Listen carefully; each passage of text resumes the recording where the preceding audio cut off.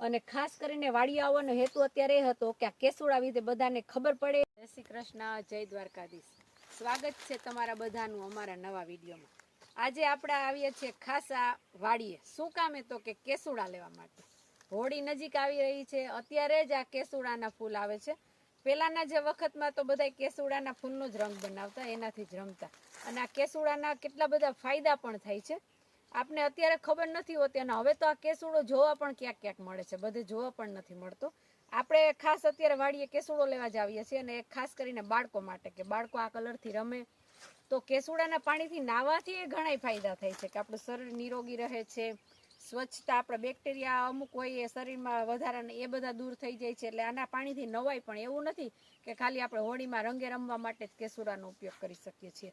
અને કાંઈક એવી પ્રકૃતિની વિશેષતા હશે કે કેસુડો અત્યારે જ કેમ આવે છે, હોળી ઉપર જ ફાગણ મહિનામાં જ કેસુડો આવે છે, બાકી ક્યારેય આવતો નથી. એટલે કેસુડાનું ખાસ એવું મહત્વ છે. તો મારી એવી ઈચ્છા છે કે પાછા બધાય આપણે કેમિકલ યુક્ત જે આપણે કલર વાપરીએ છીએ ને એ વાપરવાનું બંધ કરી, અને જે આપણે બજારમાં અમુક કલર એવા મળે છે કે જે ઓર્ગેનિક હોય છે એ કલર વાપરીએ, અથવા તો ખાસ કરીને કેસુડો એના કલર જેવું કોઈ બેસ્ટ નથી. એટલે ખાસ કરીને બધાને મારું એવું નિવેદન છે કે આ હોળી ઉપર કેસુડાના રંગેથી વધારે પડતા રમે. એમ થશે કે ઓર્ગેનિક કલર એટલે શું? તો ઓર્ગેનિક કલર એટલે શું, તો કે કેસુડાને સૂકવીને, પછી બીટને સૂકવીને એનો પાવડર બનાવે છે, મેથીને સૂકવીને. એવા અમુક શિયાળામાં તો બધું શાકભાજી સરસ આવે જ છે, એટલે ત્યારે એનો આ બધો કલર સરસ સૂકવીને કલર બનાવી નાખે છે. એને કહેવાય છે ઓર્ગેનિક કલર, જે આપણી સ્કિનને કે ત્વચાને કોઈ પણ જાતનું નુકસાન ન કરે, આપણે એનાથી રમીએ. અને ખાસ કરીને એ કરવું હવે જરૂરી છે, કારણ કે હવે કેવું થાય છે, હોળી તો રમે એક દિવસ, પણ છોકરાઓના મોઢે જે કલર લાગેલો હોય ને એ 7-7 દિવસ સુધી નથી જતો. એ કેવો કલર હશે, કેટલું નુકસાન કરતો આપણે આપણી સ્કિનને. વાળમાં પણ એટલો કલર લાગેલો હોય તો એ પણ ખૂબ જ નુકસાન કરે છે, વાળ ઉતરી જાય છે અમુક.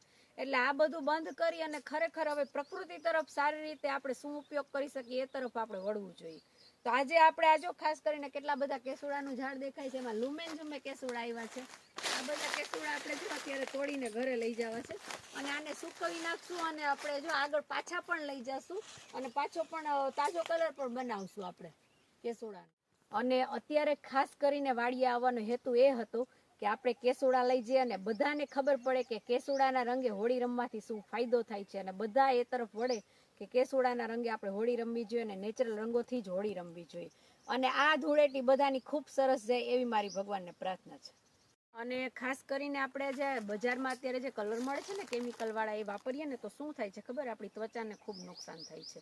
અમુક આપણે સ્કિનમાં એલર્જી થઈ જાય છે, પછી આપણે ત્વચામાં અમુક ડાઘ દેખાય છે, આપણે માથામાં એ રીતના વાળમાં આપણે ડિફરન્સ લાગવા માંડે છે. એટલે ખાસ કરીને બધાએ સારી એવું આ જે વાડીમાં ઉત્પાદન થાય છે, આ કેસુડા અને આવી વસ્તુ આપણે મળે ને કલરવાળી, એનો જ ખાસ કરીને રંગેથી રમવામાં ઉપયોગ કરવો જોઈએ. કેમિકલ વાળા કલર આવે છે ને એનાથી બાળકોને એલર્જી થવા માંડે છે. એવું નહીં કે ત્યારે તાત્કાલિક થાય, આ કલર લાગેલ એને એલર્જી ઝાઝા ટાઈમે પણ દેખાડે છે. એટલે સ્કિનમાં ને બધે નાના બાળકોને આ બધું ખૂબ નુકસાન કરે છે.